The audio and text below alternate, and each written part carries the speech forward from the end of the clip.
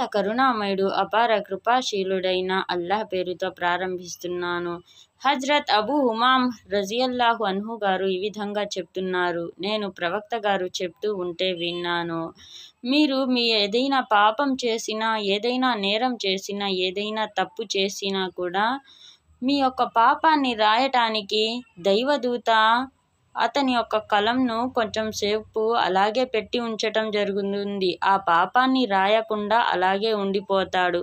ఎందుకంటే ఆ కొంచెం సమయంలో మీరేమైనా అల్లాతో తౌబా చేసుకుంటారేమో అన్నట్లుగా, క్షమాపణని వేడుకుంటారేమో అన్నట్లుగా ఆలోచిస్తూ కొంత సమయాన్ని ఇవ్వటం జరుగుతుంది.